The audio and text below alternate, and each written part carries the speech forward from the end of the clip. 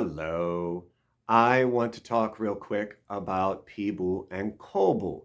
We're going to need this when we start doing turning.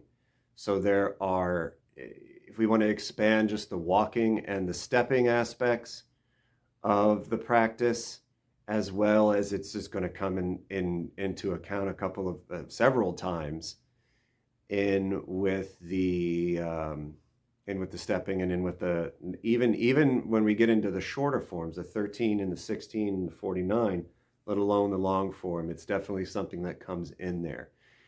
The turning, and we're going to use like two kind of foot positions called Kobu and Pibu. These will also show up in Xingyi and Bagua, definitely Bagua. So we want to remember that idea of having those 45 degrees with the feet. We've talked about it with the back foot being at 45 to support. Well, we're moving the front foot with that too to direct how our body turns. Kobu is like a buckle step going in, so our feet are kind of do this. Pibu is toeing out, so our feet are going to kind of do this. So Kobu is 45 degrees in, making both feet make a 90-degree angle then.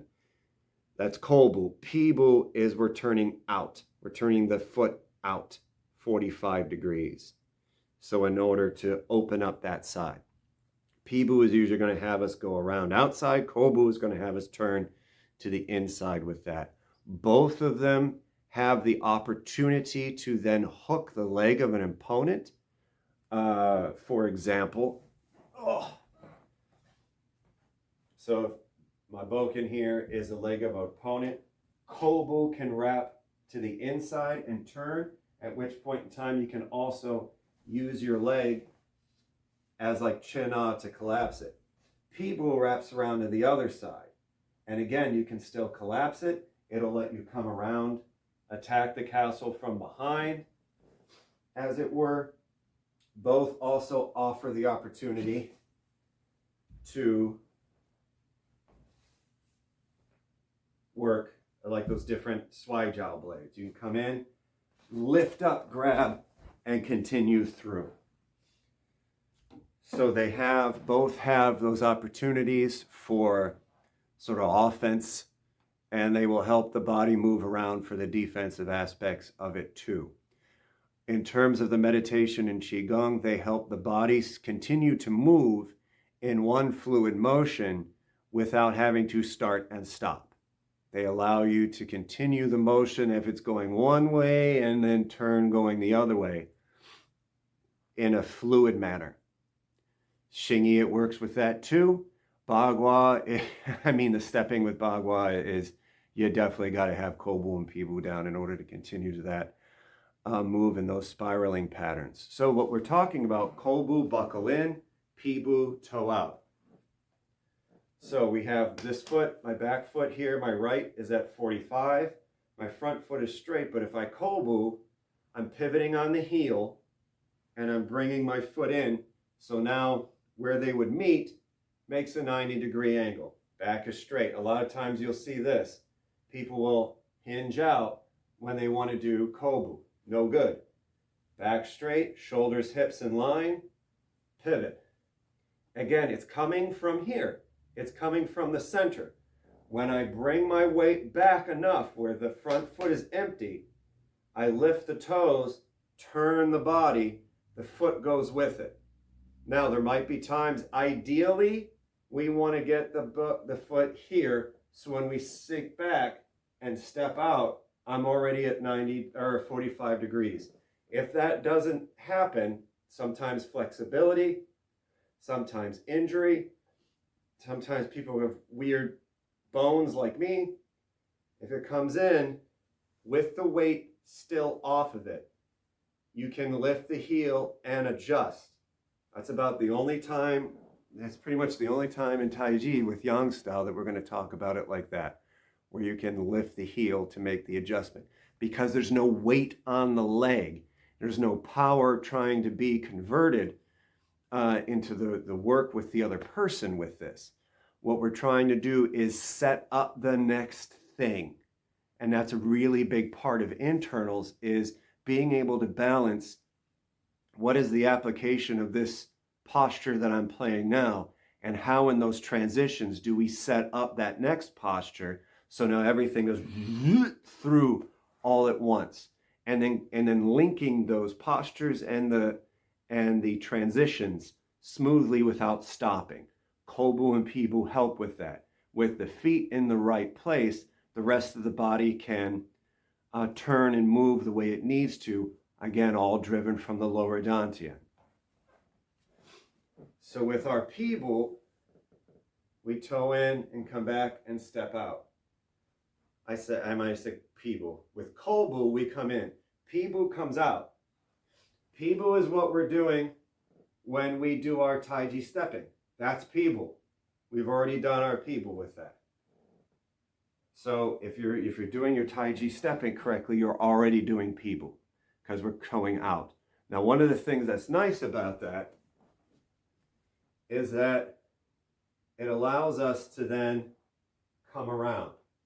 And we're going to come around in Kobu as well. So it's going to buckle in.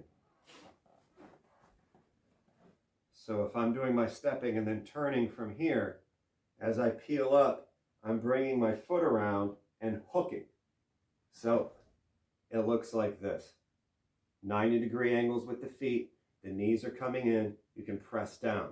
This is you can like trap legs in there. You can trap other people's arms with the thighs. You can keep from, your stuff from being affected by like a well-placed kick. So definitely protect your stuff, whatever stuff might be for you. But we want they'll flow into another. Bagua even has stuff where you do grinding body step, where it's Pibu, Kobu, Pibu, Kobu, and then you can do the other side as well. So I'm going to try and put a link in the description I have another video from a few years ago, kind of a top-down, talking about Kobu and Pibu, where you can see it from like a top-down angle as well. But from the front, what we want, remember, we want to use those 45s. Those 45-degree angles with it, or your best able for it. Again, it's not going to be super perfect. Mine have to cheat a little bit given I'm pigeon-toed. But that's what we want to use. Our Kobu is going to buckle in. Pibu turns out. If you're doing the Taiji walking, you're already doing Pibu. The Kobu then, so I'm not going to belabor Pibu too much, but the Kobu is very important in order to turn. So we lift, turn the body, and the leg will follow.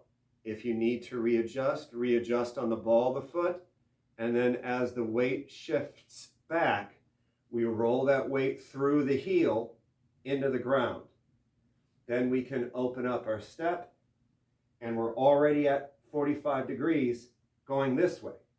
So I can push through because I've set up that next step with the turning from before. So we want the Kobu, remember, if I'm here at 45 degrees, Kobu, 45 degrees in this way, making a 90-degree angle, we set back and open up.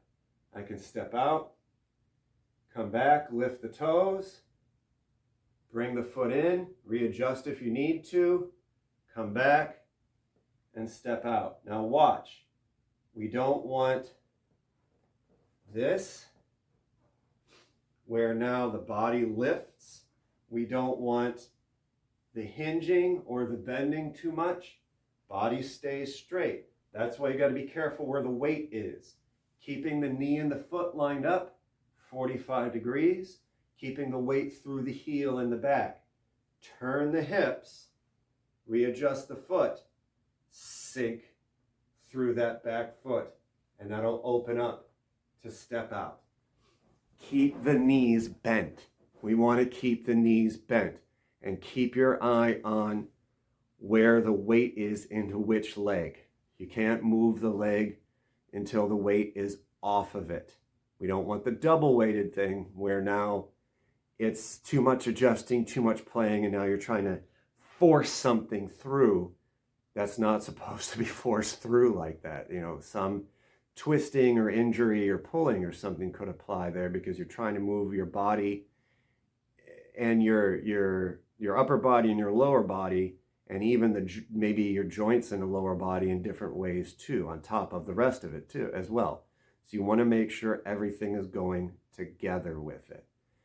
I suggest what has helped me is, you know, maybe if you're queuing up at a store and they have those like those 1x linoleum tiles, pick out 4. Put one heel on one corner facing out, put one heel on the other corner so your feet, if you're looking down, are doing this, and then you can rock back and get used to seeing your feet pivoting on heels, pointing in different ways, using that already, you know, square grid, because those are all squares, 90 degrees. You can gauge where your feet are and then play with your weight back and forth, pushing your weight through your heels, of course. But you can play with your weight back and forth, being able to feel with your knees lined up with your feet, how it feels in those different angles, so you can dial in as close to 45 as your body can make correctly, and then be able to feel what the Kobu and the Pibu feels like with that. But again, watch where your weight is and with your legs, making sure that you're turning your foot appropriately. Keep your knees bent. Be mindful of the angles and the idea that you want to set up the next thing as you're turning or as you're transitioning through. So that's it for right now. It's just sort of a how do you do for Kobu and Pibu. Again, Pibu we've already talked about with the Taiji walking. We haven't really as much as Kobu. Hopefully I remember to link the other video in the description. And we will go over it more when we get to those points in the routines. So this isn't the last time we're going to see it. I'm not going to expect that now all of a sudden people are super, you know, perfect masters of all the walking and the turning and the this and the that and the other. So it will be going over again, but it's something to work on, something to think about, something to start playing with now with the stepping in order to be more familiar with it as we start getting into the routines, which is going to be pretty soon. But again, this is the building blocks, the foundations of making everything correct so we can just make it more smooth as we go. All right, like, subscribe, all the usual YouTube-y stuff. Thank you, and we'll see you soon. Cheers.